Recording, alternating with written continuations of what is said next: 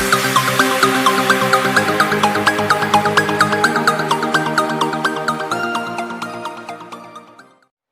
Everyone, good morning. स्वागत है आपका अपने यूट्यूब चैनल द स्टडी अड्डा में।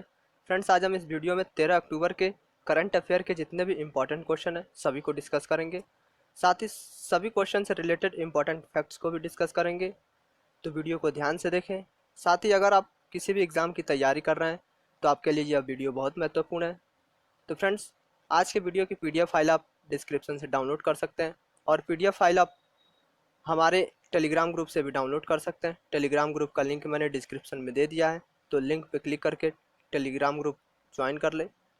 तो चलिए अब वीडियो को स्टार्ट करते हैं। आज का पहला क्वेश्चन है, किस पेमेंट बैंक के द्वारा मानव ATM शुरू किया गया है? सही आंसर है option number B, Fino payment bank. तो फिनो पेमेंट बैंक के द्वारा मानव ATM शुरू किया गया है।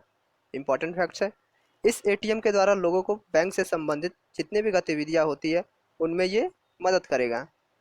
फिनो पेमेंट बैंक को अभी विशाखापट्टनम में स्थित भारत पेट्रोलियम आउटलेट पर शुरू किया गया है।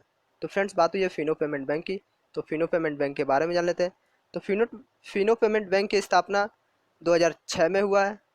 इसका मुख्यालय मुंबई है और वर्तमान में इसके CEO ऋषि गुप्ता हैं। अगला प्रश्न है, हाल ही में किस मराठी अभिनेता का निधन हुआ है? सही आंसर है ऑप्शन नंबर ए, अविनाश खोरसेकर। तो अविनाश खोरसेकर मराठी अभिनेता का हाल ही में निधन हुआ है। अगला प्रश्न है, 2020 में माल बाजार में 9.2% की गिरावट का अनुमान किसने लगाया है? तो सही आंसर है ऑप्शन नंबर बी, WTO। तो 2020 में माल बाजार में 9.2% की गिरावट का अनुमान WTO ने लगाया है। तो फ्रेंड्स, बात हुई है WTO की, तो WTO के बारे में जान लेते हैं। तो WTO का full form world trade organization है। इसकी हिंदी विश्व व्यापार संगठन है। WTO की स्थापना 1 जनवरी 1995 को हुआ है। मुख्यालय जिनेवा स्विट्जरलैंड में है। इसके वर्तमान में CEO रॉबर्ट अजेवेडो हैं। अगला प्रश्न है, किसे हार्वर्ड बिजनेस स्कूल का डीन नियुक्त किया गया है? सही आंसर है ऑप्शन नंबर बी, श्रीकांत दातार। तो श्रीकांत दातार को हार्वर्ड बिजनेस स्कूल का डीन नियुक्त किया गया है। इंपॉर्टेंट फैक्ट्स है, ये भारतीय मूल के शिक्षाविद हैं। अगला प्रश्न है, कोवैक्स पहल में शामिल होने की घोषणा किस देश ने की है? तो सही आंसर ऑप्शन नंबर बी, चीन।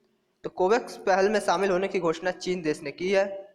इंपॉर्टेंट फैक्ट्स है, 2021 तक कोविड-19 टीकों की 2 बिलियन स्टॉक की आपूर्ति करने के लिए इस पहल को शुरू किया गया है। इस पहल में अभी तक 150 से अधिक देश जुड़ चुके हैं, लेकिन अमेरिका और रूस इस पहल में अभी तक नहीं जुड़े हैं। तो फ्रेंड्स, बात हुई है चीन देश की, तो चीन देश के बारे में जान लेते हैं।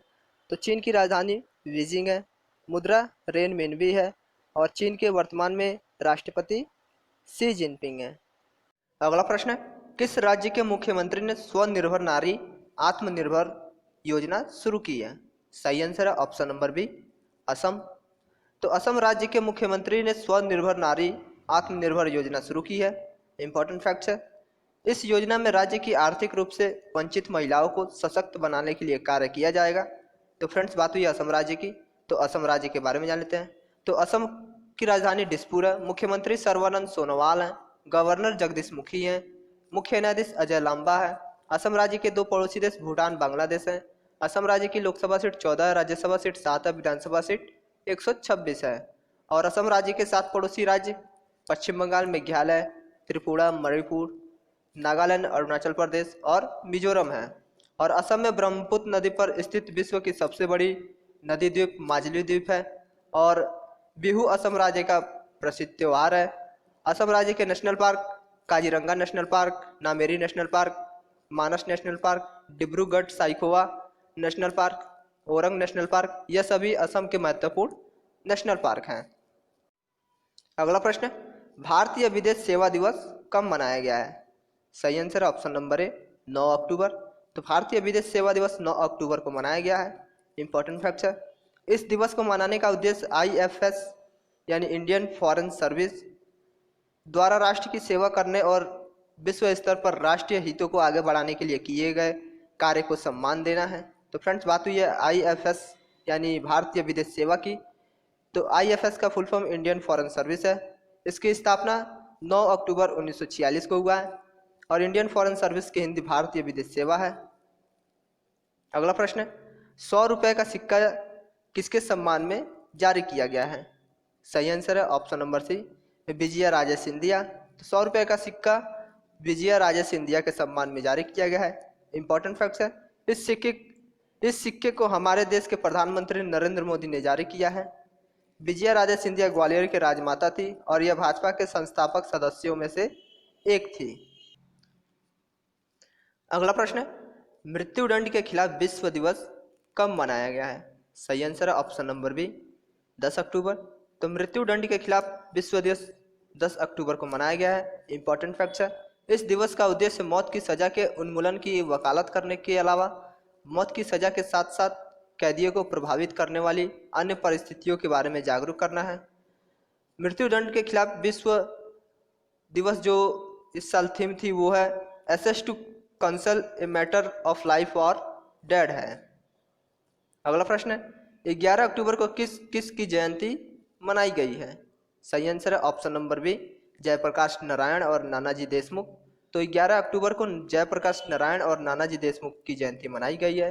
इंपॉर्टेंट फैक्ट्स है, नानाजी देशमुख एक भारतीय समाजसेवी और भारतीय जनसंघ के नेता थे और जयप्रकाश नारायण एक भारतीय स्वतंत्रता कार्यकर्ता, समाजवादी और राजनीतिक नेता थे। अगला प्रश्न है, पॉल आर मिलेग्राम और रॉबर्ट वी विल्सन को किस क्षेत्र में नोबेल पुरस्कार 2020 से सम्मानित किया गया है? सही आंसर है ऑप्शन नंबर बी, अर्थशास्त्र के क्षेत्र में। तो पॉल आर मिलग्राम और रॉबर्ट वी विल्सन को अर्थशास्त्र के क्षेत्र में नोबेल पुरस्कार 2020 से सम्मानित किया गया है। इंपॉर्टेंट फैक्ट है, इन दोनों को यह पुरस्कार ऑक्शन थ्योरी में सुधार और नीलामी के नए तरीकों का काम करने के लिए दिया गया है। तो फ्रेंड्स, बात यह नोबेल पुरस्कार की, तो नोबेल पुरस्कार की शुरुआत 10 दिसंबर 1901 को हुआ है और इसे अल्फ्रेड नोबेल की याद में दिया जाता है। और नोबेल पुरस्कार जो दिया जाता है उसका क्षेत्र है शांति, साहित्य, भौतिकी, रसायन, चिकित्सा विज्ञान और अर्थशास्त्र के क्षेत्र में नोबेल पुरस्कार दिया जाता है। अगला प्रश्न है, विश्व गाठिया दिवस कब मनाया जाता है? तो सही आंसर है ऑप्शन नंबर सी, 12 अक्टूबर। तो विश्व गाठिया दिवस 12 अक्टूबर को मनाया जाता है। इंपॉर्टेंट फैक्ट्स है, इस दिवस को मनाने का उद्देश्य गाठिया जैसी बीमारी को रोकने के लिए लोगों को जागरूक करना है। अगला प्रश्न है, भारत का पहला उन्नत विनिर्माण केंद्र कहाँ स्थापित किया गया है? सही आंसर है ऑप्शन नंबर बी, तमिलनाडु। तो भारत का पहला उन्नत विनिर्माण केंद्र तमिलनाडु राज्य में स्थापित किया गया है। इंपॉर्टेंट फैक्ट्स है, इस विनिर्माण केंद्र के तहत राज्य को सौर ऊर्जा, इलेक्ट्रॉनिक्स, इलेक्ट्रिक मोबिलिटी और वस्त्र के क्षेत्रों में मदद प्रदान करना है। तो फ्रेंड्स, बात हुई है तमिलनाडु राज्य की, तो तमिलनाडु राज्य के बारे में जान लेते हैं। तो तमिलनाडु राज्य की राजधानी चेन्नई है, मुख्यमंत्री के पलानीस्वामी है, गवर्नर बनवारी लाल पुरोहित है, मुख्य न्यायाधीश अमरेश्वर प्रताप शाही हैं और तमिलनाडु के 3 पड़ोसी राज्य केरल, कर्नाटक और आंध्र प्रदेश है। तमिलनाडु की लोकसभा सीट 39, राज्यसभा सीट 18, विधानसभा सीट 234 है। अगला प्रश्न है, देश भर में अपने ग्राहकों को 24x7 रोड साइड असिस्टेंस प्रदान करने की घोषणा किस ऑटोमोबाइल ने की है? सही आंसर है ऑप्शन नंबर सी, हीरो मोटरकॉर्प। तो देश भर में अपने ग्राहकों को 24x7 रोड साइड असिस्टेंस प्रदान करने की घोषणा हीरो मोटरकॉर्प मोबाइल ने की है। इंपॉर्टेंट फैक्ट्स है, हीरो मोटरकॉर्प इसमें ग्राहकों को 350 रुपये प्रति वर्ष चार्ज लेगी। इसके लिए एक टोल फ्री नंबर जारी किया जाएगा या हीरो कस्टमर ऐप पर इसको अप्लाई किया जा सकता है। अगला प्रश्न है, युद्ध सेवा मेडल पाने वाली पहली महिला कौन बनी है? सही आंसर है option number C, Minty Agrawal. तो युद्ध सेवा मेडल पाने वाली पहली महिला मिंटी अग्रवाल बनी है। तो फ्रेंड्स, वीडियो को शेयर करें, लाइक करें, कमेंट करें, साथ ही चैनल को सब्सक्राइब करके वीडियो को शेयर भी कर दें। धन्यवाद।